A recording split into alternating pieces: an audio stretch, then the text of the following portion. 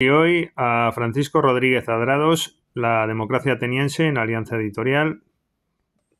De este interesantísimo libro, lo que quiero es destacar una idea, al menos, ¿no? A modo de presentación o de introducción.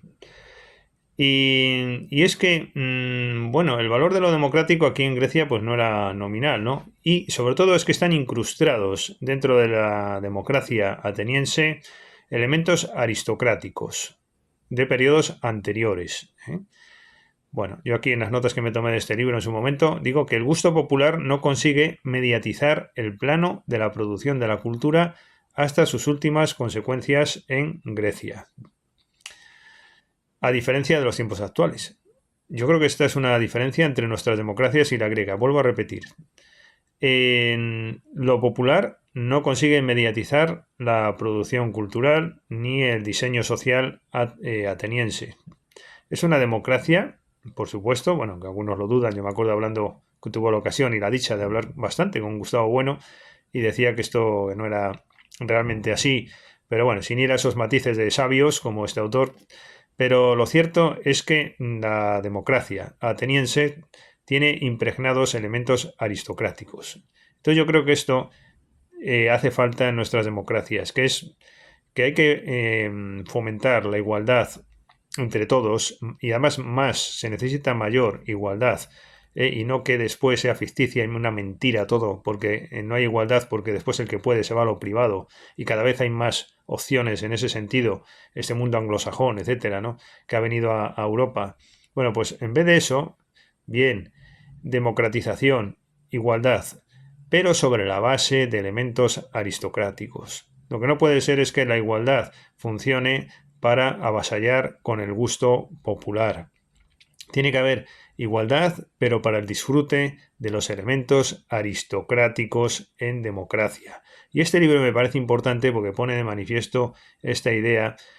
En una democracia real, tomé yo estos apuntes, donde la igualdad es ratio y donde la justicia es un valor fundamental, debería ocurrir esto. La oposición a lo aristocrático como sistema, sin embargo, es claro. Aquí tenemos una oposición a todo lo aristocrático. En nuestras democracias actuales es que es ya una oposición a todo lo que sea aristocrático, y eso creo que es un gran error. Sin embargo, aquel conserva, la democracia griega, la arete como quid. Se llega a situar en el origen de este periodo democrático una alianza entre la aristocracia y el pueblo para la creación del nuevo Estado. Los elementos aristocráticos no se perdieron. Nosotros hemos sufrido en Europa una evolución desde lo aristocrático, que tanto se ha criticado por esa literatura tan pesada, ¿no? Sí, bueno, sí, ya sabemos que el aristócrata es lo negativo, lo malo, y ha sido una enorme apuesta por lo popular, me parece muy bien. Como democratización y como igualdad de disfrute de todo lo bueno me parece muy bien. Pero lo que no puede ser es que esa generalización de disfrute sea la generalización del disfrute de un gusto bajo, no aristócrata. Y creo que esto, con tanta crítica, se ha perdido. Esto tiene que ser como un péndulo. Hay que reformar el sistema para que sea igualitario, democrático, público, pero aristócrata, ¿eh? Y creo que eso es lo que falta y lo que se ha perdido con tanta crítica a lo aristocrático, como que todo lo aristocrático es malo. Entonces así, pues no vamos bien, ¿no? Y este libro de la democracia ateniense pues, me parece muy interesante para poner en valor todas estas ideas. Yo aquí en las notas que me he tomado de este libro digo, el principio de igualdad se combina con el axioma o prestigio, ya que la preparación para el mando de la clase noble es reconocida por el pueblo, pero por elección del pueblo. En definitiva, por un lado el pueblo consigue desarrollar influencia política, pero por otro lado el modelo tiene algunos resortes. Por eso, a diferencia de la actualidad, no se da la vulgarización del gusto. Diríamos que a diferencia de los tiempos actuales, el modelo social propiciaba que se diera un Sócrates. No solo había deportistas y representantes del gusto popular poniendo sus valores. Personajes como Palamedes eran honrados por los griegos por su sabiduría, apunta Rodríguez Andrados.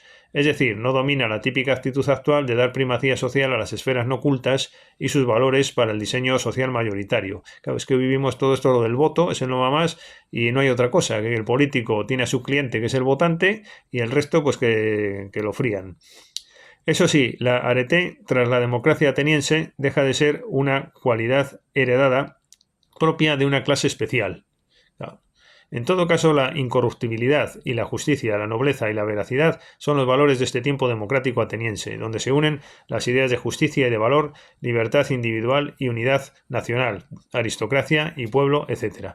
En suma, los ideales de la aristocracia fueron aceptados por toda la ciudad. Se siguió incluso la idea aristocrática de moderación derivada de la antigua idea de medida. La democracia ateniense es el equilibrio o respeto de una dique defendida por los dioses. Esquilo es el teórico de la democracia de Clístenes, personaje este último emblemático de los logros democráticos atenienses. La tragedia, y en concreto el dionisismo, viene a ser un culto popular rechazado por la aristocracia. Lo esencial en la tragedia, junto al tema del héroe, es la descripción del sufrimiento de ese héroe. Esta exposición de lo pasional y su influjo sobre el público es lo más opuesto a la tradición aristocrática y es algo genuinamente democrático. Se procura integrar verdaderamente al pueblo dentro de la ciudad. La tragedia es arte religioso. Las ideas aristocráticas anteriores han influido en la democracia ateniense, pero ésta se ha enriquecido con una nueva idea de justicia y por el triunfo de una conducta racional apoyada también en el carácter racional de la divinidad. Rodríguez Adrados, nuestro autor de hoy, habla abiertamente de una idea de ilustración rectora de la democracia ateniense. Se produce la liberación de las masas. Se aprecia que todos los hombres están dotados de virtud política. Los sofistas, como Protágoras, son un claro exponente de este fenómeno o tendencia. Rodríguez Adrados, ya voy terminando, pone de manifiesto distintos momentos siguiendo conocimientos muy divulgados, pero también con aportaciones originales. En el primero, arcaico, destacan Píndaro y Teognis. El pueblo es un oponente o incluso un enemigo de lo aristocrático, que monopoliza lo culto. A veces se representan escenas en las que los dioses hacen el mal y el hombre procura el bien. La virtud del noble es saber llevar los reveses de la fortuna. Bueno, la verdad es que todo esto sorprende qué similitudes tiene con lo actual, ¿no? ¿Dónde está lo aristocrático? ¿Dónde estuvo? Si hay vestigios todavía de lo aristocrático en nuestra sociedad, si no deberíamos rescatarlos, etcétera. Bueno, acabando, seguidamente viene un periodo de transición protagonizado por aristócratas con vocación popular, es decir, primero lo aristócrata, después viene ya lo aristócrata con vocación popular y se citan en este contexto a Hesíodo, Alquíloco, Solón y Focílides, periodo con tensiones entre el pueblo y la nobleza e incluso luchas civiles. Lo que sucedió fue que finalmente, para la continuación de esta evolución hacia lo más democrático, sobraban precisamente los aristócratas reformadores. Claro, ya no hacían falta aristócratas reformadores que introdujeran lo popular cuando ya se consagra lo popular. Lo mismo que ha pasado en el siglo XX en Occidente. El último periodo es la apertura ideológica a un mundo platónico regido por otros valores. Bueno, pues dejamos constancia de este interesantísimo libro en los mensajes que aporta para la actualidad. Hasta la próxima.